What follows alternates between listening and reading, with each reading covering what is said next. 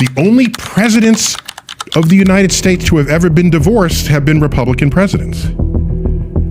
And that's, of course, Trump, Reagan, and Ronald Reagan. Yeah. So who are you to say and claim the high road of family values here when certain objective measures argue against it?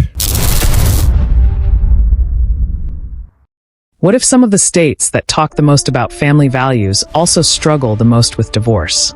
What if the places where Christianity has the strongest cultural influence don't always perform the way many people expect on measures like marriage, poverty, or social well-being? Those are some of the questions astrophysicist Neil deGrasse Tyson raised during a conversation with Patrick Bet-David. His comments immediately sparked debate, not simply because of what he said, but because they touched on one of America's most divisive conversations: the relationship between faith, politics, and evidence. But are Tyson's claims supported by the data?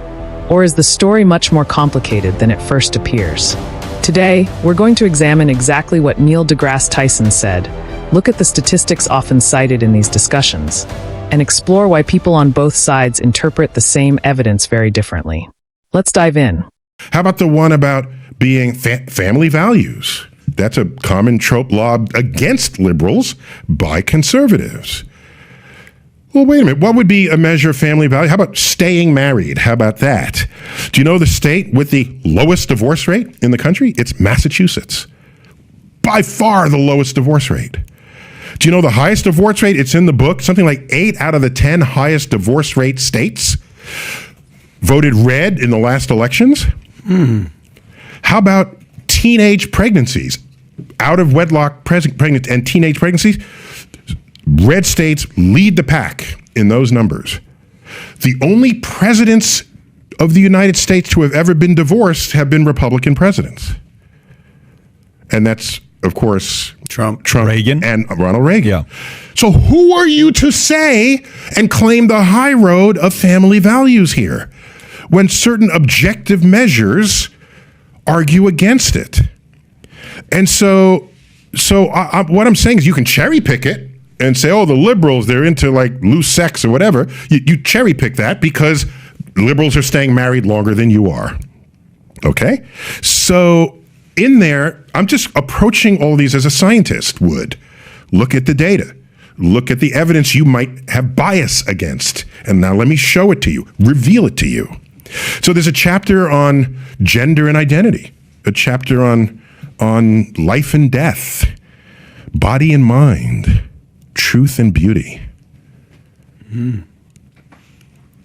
Is all this that you're saying? I'm looking at the website right now, by the way. Divorce rates, it's, who's at the top, who's at the lowest. Yeah, look at the highest divorce rate state. It's a red state. It's been red for every major election this century. Arkansas, yeah. Oklahoma, Nevada, New Mexico, and the lowest one is Maine, D.C., Dakota, Pennsylvania, New York, Illinois. No, Massachusetts should be in there. No, Massachusetts is on that list as well. Yes. Okay. Yeah.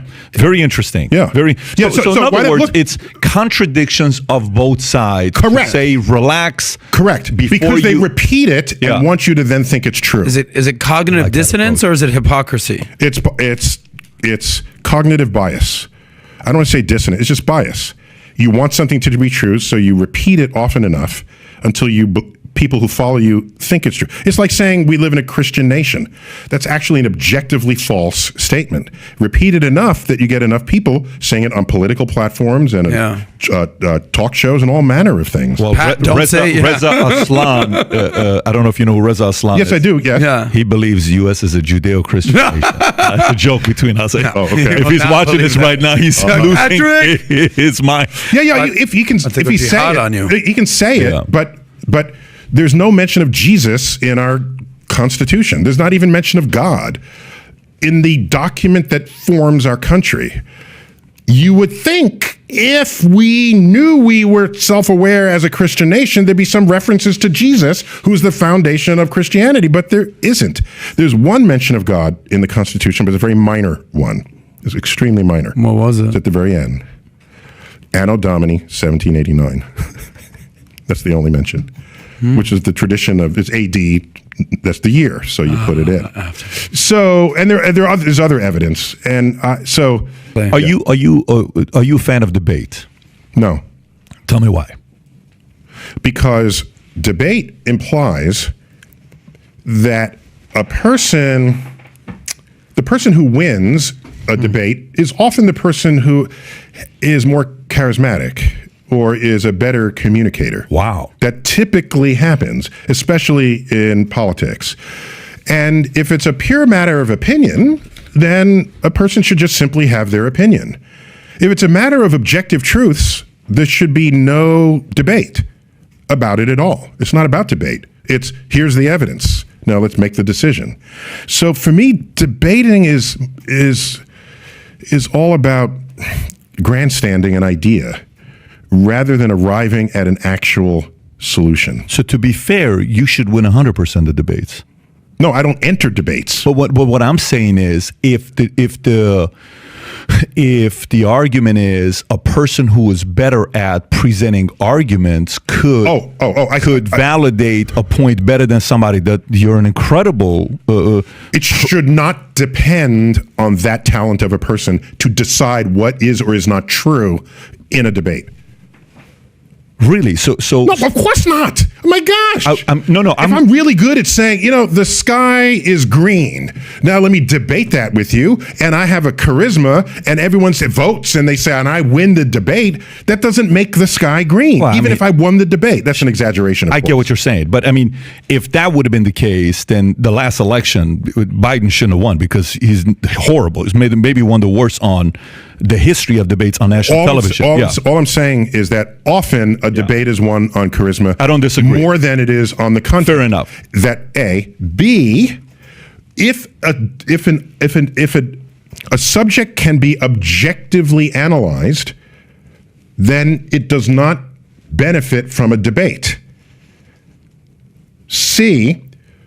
If it's a matter of opinions, who you want to vote for because you prefer one policy or another, have the debate. Go ahead. That's the only kind of debate I would enter, but I don't care if anyone else has my opinions. Yeah, I would say. So I'm not going to try to convince you of my opinions. I got you. Well, opinion's one thing, but for example, like Nixon to me and Biden are the same. The moment Nixon had to debate on the national, you know the story. With Kennedy. With Kennedy. It was like a bad situation because Kennedy looked good. He was tan. He slept, all this stuff. And he had makeup on. He had makeup on, all this stuff. And the other, he didn't shave. Anyways, but here's where I'm kind of going with this. During COVID. By the way, we forget that was one of the closest elections in American history. Yeah, it's crazy. Well, anyone watching on TV, I wasn't alive then, but I've studied it. Anyone watching on TV thought that JFK won. No. But anyone watching listening on radio thought Nixon won. Correct. Because your stature. We can get away from it. I don't want to spend some time. That's not the topic. Where I want to go. The fact that happened at all tells you the debate construct is like, what are you doing here? Okay. That's the American system. When it comes down to that, but there's a part of me that agrees. I don't mind debating opinions. Yeah. I'm just not going to do it because I don't care if anyone else has. Okay, my opinion. So let me ask. I'm not against it. Yeah. I'm just saying. I don't. And my school had a really good debate team. Right. I'm embarrassingly old. Am I 30? At the point I learn that competitive debate teams, it's when you enter the debate tournament, you do not know in advance what side you're going to argue. And you're handed a side to argue. And I thought to myself, really? Oh my gosh, so you're just a trained arguer. That's what you are. And then these are people become attorneys, and attorneys become the greatest source of presence in Congress. So we have people who are trained arguers trying to arrive at an agreement on anything. I'm surprised anything ever works in Congress at all. Are you for scientific debate? So in a scientific debate, here's how that unfolds. I'm in conversation with you. Let's call it a debate. We know, you and I know, walking into that room, either I'm right and you're wrong, okay. You're right and I'm wrong, or we're both wrong. We know that in advance. So we start having the conversation. Well, what about these data? Well, what about these data? I think those data are flawed, and here's why. Well, how about this? Yes, that's a debate. But you know how that debate ends? It depends where, we need this new data set to resolve this difference. Now let's go have a beer. I have never seen that happen in a political debate. I've never seen, nor with two lawyers in a courtroom.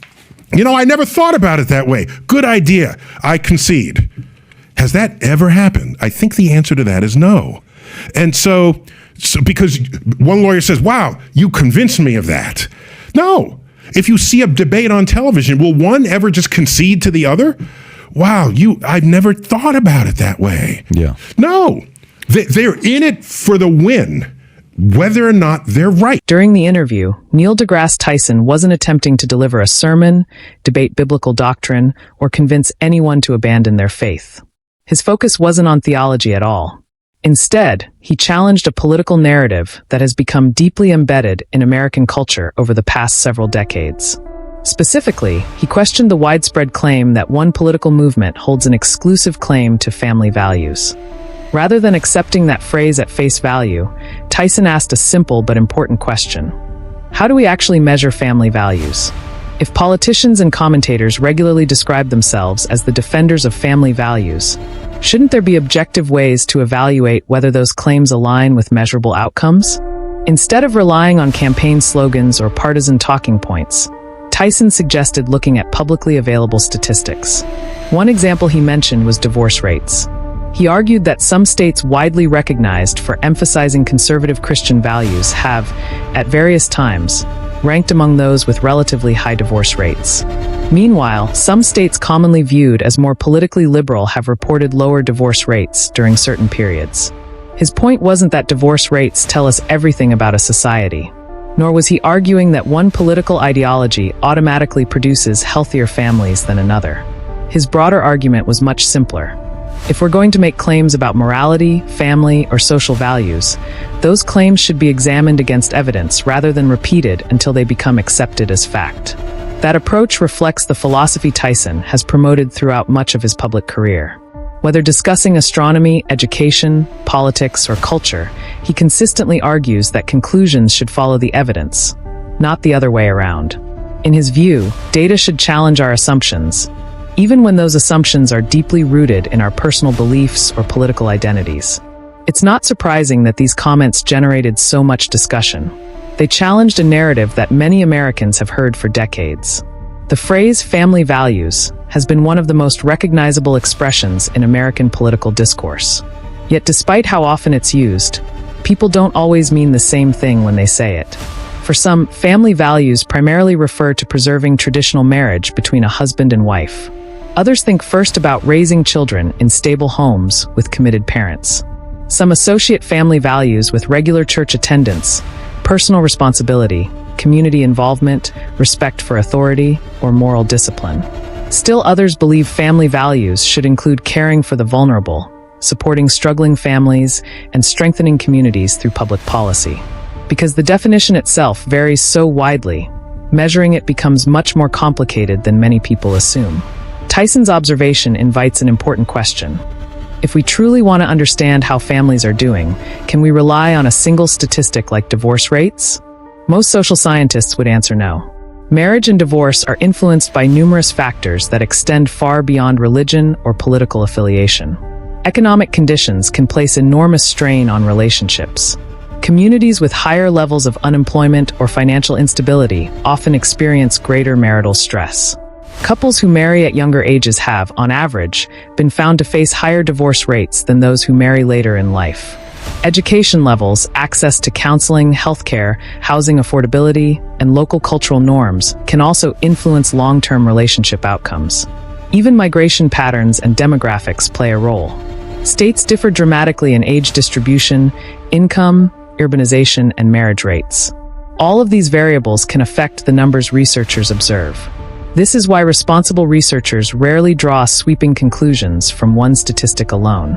Instead, they examine multiple indicators together, looking for patterns while accounting for factors that may influence the results. That doesn't necessarily invalidate Tyson's point. Rather, it places it within a broader context. His larger message wasn't simply about divorce. It was about intellectual consistency. If we criticize one group using evidence, we should be willing to examine evidence about our own group as well. If we praise ourselves for certain values, we should also be willing to ask whether the available data consistently supports those claims. At the same time, it's equally important to avoid swinging too far in the opposite direction. Higher divorce rates in certain regions do not prove that Christianity causes divorce. nor do lower divorce rates elsewhere prove that secular societies are inherently healthier. Correlation does not automatically establish causation, and complex social issues rarely have simple explanations. The reality is that human behavior is shaped by an intricate combination of culture, economics, education, family background, personal choices, and religious commitment. Reducing those complexities to a single political label or one statistic often creates more heat than light. Perhaps that's the biggest takeaway from Tyson's remarks. They encourage people to ask better questions rather than settle for easy answers. Instead of accepting slogans from any side of the political spectrum, he argues that we should be willing to examine the evidence, challenge our assumptions, and remain open to wherever the facts may lead. Whether you ultimately agree with Tyson or disagree with him, his comments raise an important reminder. Meaningful conversations require more than repeating familiar narratives. They require careful thinking, intellectual honesty, and a willingness to separate evidence from assumption. As always, discussions like these are about far more than statistics. They're about how we understand our society, evaluate public claims, and engage respectfully with people who see the world differently. The goal isn't necessarily to win an argument, but to gain a clearer understanding of the issues that shape our communities. If there's one lesson to take away from this conversation, it's that complex questions deserve thoughtful answers. Data can inform us, values can guide us, and healthy debate can help us refine our thinking, but only when we're willing to examine all the evidence instead of only the pieces that confirm what we already believe. So what do you think? Do Neil deGrasse Tyson's observations highlight a genuine contradiction between political rhetoric and measurable outcomes? Or do you think the statistics leave out important parts of the story? Share your perspective in the comments below. I'd love to hear your thoughts, and as always, let's keep the discussion respectful and focused on the ideas. If you enjoyed this breakdown and want more videos exploring the intersection of science, history, religion, and culture, be sure to subscribe and turn on notifications so you don't miss our next upload. Thanks for watching, and I'll see you in the next video.